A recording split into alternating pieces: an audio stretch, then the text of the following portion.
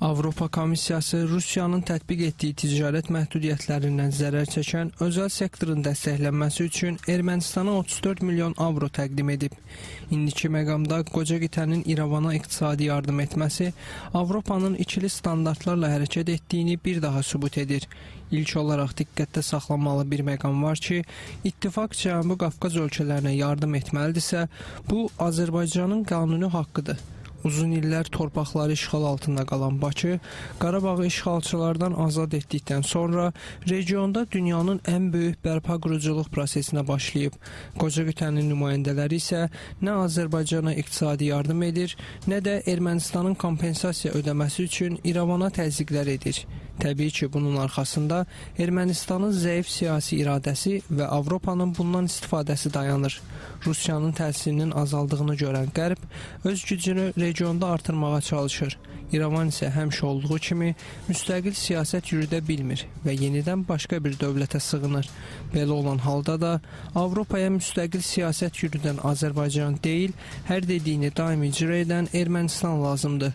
Çünki Qərbdə demokratiya sözdədir, əməldə ikili standartlar və öz maraqları var. Cənubi Qafqazda Rusiyanın uzun illər ərzində yürütdüyü səhv siyasətin nəticəsində öz mövqeyini Rusiya zəiflətdi və bundan yararlanmaq istəyir. Həm Avropa İttifaqı, Amerika bu təbii prosesdir. Necə deyərlər, müqəddəs yer boş olmur. Oranı həmişə tutmağa çalışırlar. İndi Avropa İttifaqının biz aqressivcəsinə, sizin qeyd etdiyiniz o müqavilələr, Avropa İttifaqı Ermənistan sazişləri var. Aqressivcəsinə Cənubi Qafqaza daxil olmaq istəyir. Mən burada siz Avropa İttifaqı Ermənistan münasibətlərini iki dövrə bölmək istəyirəm. Birinci dövrü hesab edirəm ki, Azərbaycan torpaqları işğal altında olanda Avropa İttifaqı Ermənistan münasibətləri daha çox gizli xarakter daşıyırdı. Necə deyərlər, xalının altından münasibətlər quruldular. Bu da nə deməkdir? Avropa İttifaqı Ermənistana dolayısı yolla dəstək verdi ki, Azərbaycan torpaqları işğal altında qalsın. Biz bunu dəfələrlə Avropa parlamentində, Avropa institutlarında Azərbaycana qarşı, hətta işğal dövründə belə Azərbaycana qarşı olan mövqeyi ilə uyğunluq gəldiyini görürdük. İkinci mərhələ isə başladı.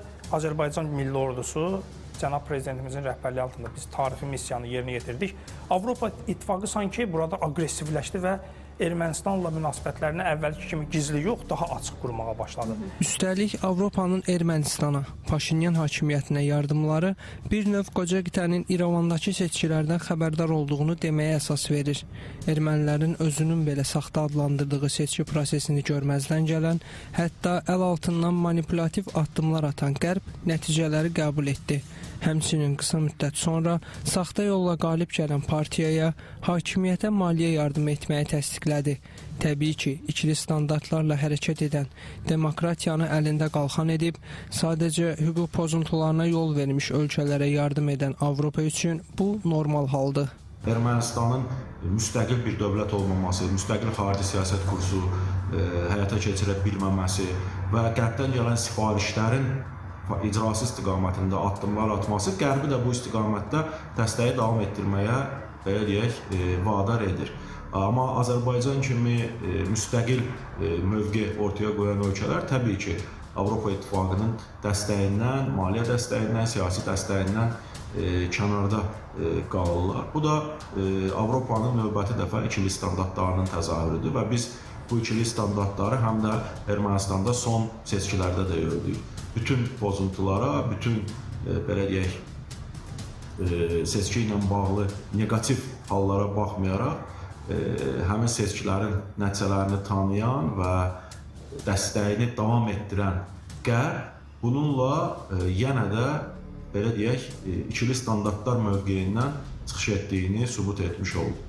Qeyd edək ki, hazırki yardım Avropa Komissiyasının sədri Ursula von der Leyen'in Ermənistanın baş naziri Nikol Paşinyanla danışıqlardan sonra elan etdiyi İrəvana 50 milyon avroluq yardım paketinin ilk tranşıdır.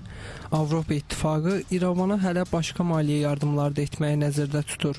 Çünki ikili standartlarla hərəkət edən Avropa üçün beynəlxalq hüquq və normaları hər dəfə pozan Ermənistan ən yaxşı investisiya məkanıdır.